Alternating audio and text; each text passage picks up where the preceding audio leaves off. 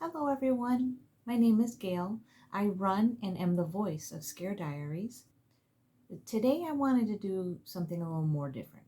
I wanted to read stories for you in person rather than having the repeated um, background that you always see.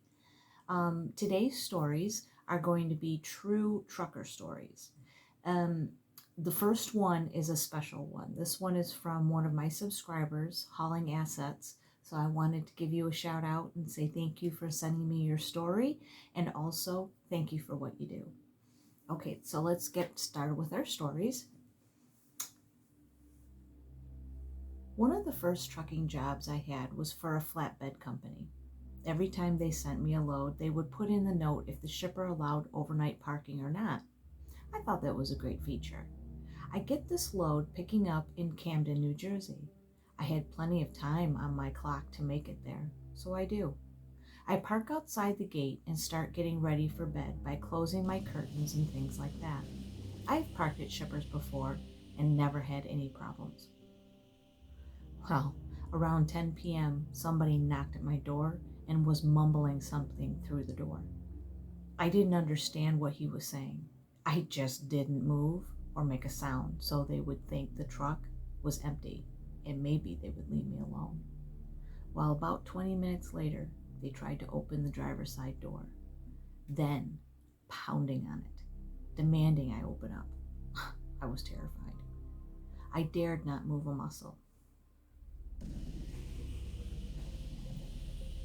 Truckers aren't supposed to have guns because we cross state lines, so we have to have a federal license. I have no way to defend myself if this guy breaks in. I kept completely still for a few minutes.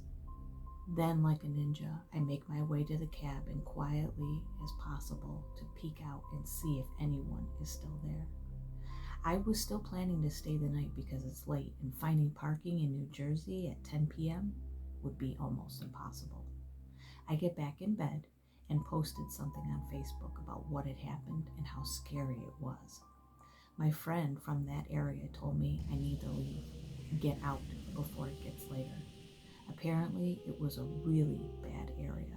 I sat there and thought about it. What are the odds I'm going to find somewhere to park this late at night? After some debating with myself, I decided to heed his warning and leave.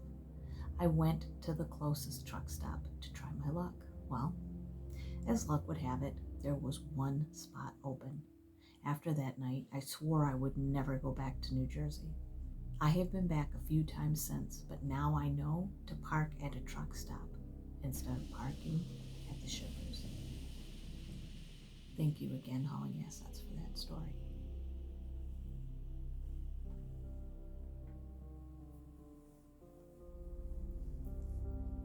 Story 2. Where do you want me to start? I'll stick with the story from when I was straight and sober. I was coming back from a very northern town in Western Australia to Perth one night.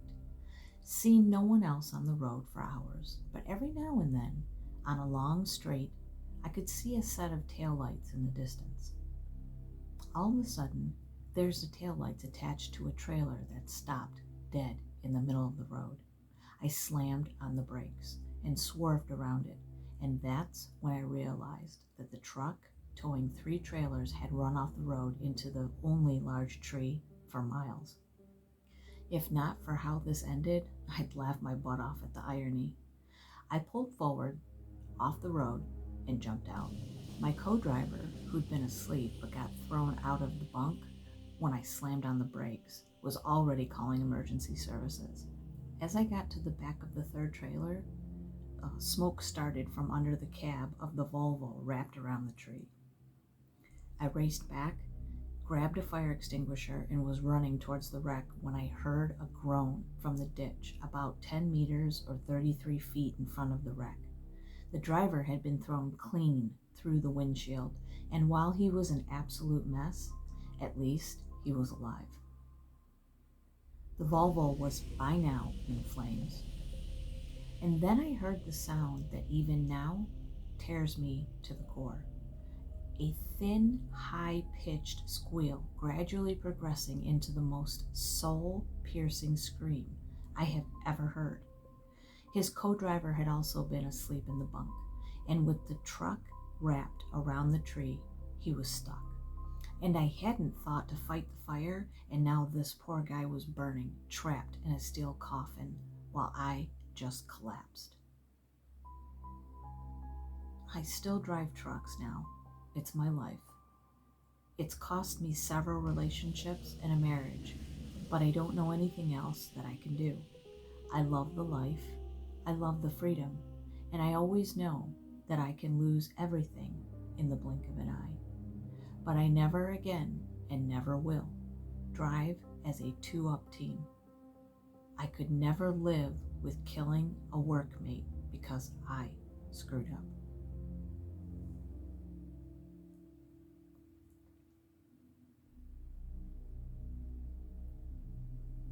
Story 3. My uncle is a very skeptic, stoic truck driver that thinks all superstition is nonsense. At family gatherings, he never tells any stories or anything. He mostly just sits around the table and discusses some business ideas with the older men exclusively. There was this one time, however, when he rounded up everyone at a gathering to tell some sort of disturbing story from his last voyage. He seemed on edge that day. He had to do this very long grain delivery to the far north of the country, so he asked a retired friend to come along so that he would have someone to keep him company and help him out in case something went wrong. It was around 2 or 3 in the morning, and they were passing through this very dark road with a soybean field to the left and a dense forest on the right. It was in the middle of absolutely nowhere, and a heavy tropical rain was pouring down. No villages nearby, no towns, no cities, nothing. If they broke down, it would be very hard to get help, so they were both on edge. Suddenly, through the rain, with the help of the faint illumination provided by the truck's headlights, they spot the silhouette of a person walking along the edge of the road, around 200 meters in front of them. Their first instinct was to investigate whether this person needed help, because nobody in their right mind would be just strolling along that road at that time of day. They slowed down the truck and approached the person. It was a bride wearing a long white wedding dress, carrying her shoes. They further slowed down the truck and lowered the window to talk to her. "Hey, are you okay? Do you need a ride?" No response. She just kept walking while staring straight ahead. After insisting a few times, they rolled up the window and took off, because they started to suspect that she could be helping robbers to set up a trap for them. As soon as they passed the bride, they took a look at the rear view mirror to see where she was, and she was nowhere to be found. Here's where this story gets really disturbing. Once they reached the nearest village, they told the story to a baker working at the mini market, where they decided to stop to have some brunch. They say they will never forget the look of horror in that man's eyes after hearing it. He was stunned for a few seconds, but after recomposing himself, he said, "Yesterday, my son went to a friend's wedding and came back around 30 minutes later saying that apparently the ceremony had been canceled or something because neither the bride nor the groom showed up. I just heard a few minutes ago on the radio that the guy, who is now missing, murdered his bride on the day of their wedding for no apparent reason."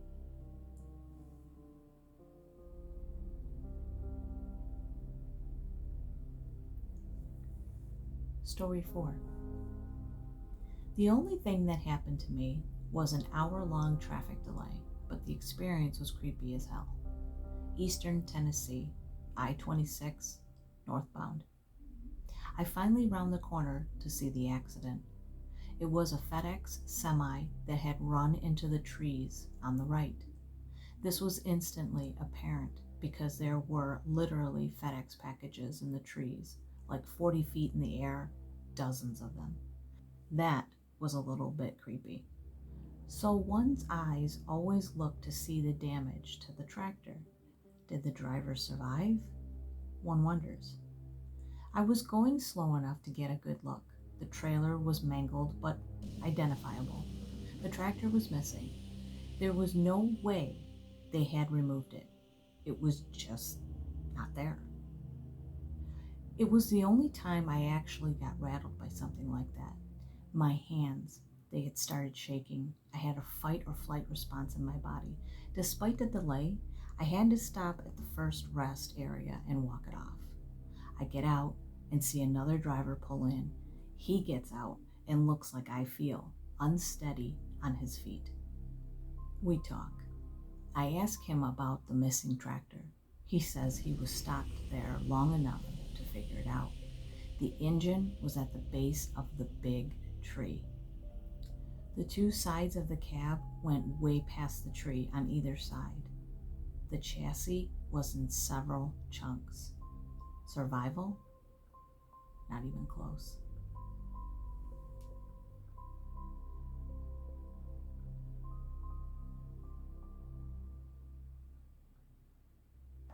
And here's our last story. Parked off an exit ramp at about 3 a.m. for my 10th hour. The moon was full and high, and I spotted an unmistakably human figure in a nearby cut cornfield. A little spooky, but I just wrote it off as an old-timer putting up a scarecrow for the grandkids. I started watching a few YouTube videos before turning in, and out of the corner of my vision, I thought I saw movement. I shut my lights off to get a good look, saw the figure, but nothing else. I couldn't be sure, but it looked like maybe it was in a different spot, maybe a little closer even. I was definitely feeling a bit spooked. The highway was devoid of anyone besides a car passing about every 10 minutes or so. I didn't want to, but I had to jump out to go use the restroom. I considered a bottle, but I told myself I was being childish. I took a look at the figure, and it was right where I figured it should be. I hop out, walk between my truck and trailer, and start to pee. Every fiber of my being wanted to look. I told myself again I was being foolish, but I couldn't help it. I looked out. The field, it was now empty. The figure wasn't there. My stomach dropped. I stopped and jumped back into the truck. I took off down the highway, didn't give a crap about a violation. I stopped 40 minutes up the road at a well-lit and very full lot. I haven't stopped on a ramp since. Well, that's our stories for today. I hope you enjoyed them. If you could leave me a comment and let me know what you thought about these stories. Thank you to all you truckers out there for everything you do for us. If you have a story you would like me to possibly narrate, you can send them to me at scarediariesyt@gmail.com. Thank you guys. Don't forget to give me a like. And if you haven't subscribed, I hope you do. Thank you, and have a wonderful day or night, and I'll see you next time. Bye.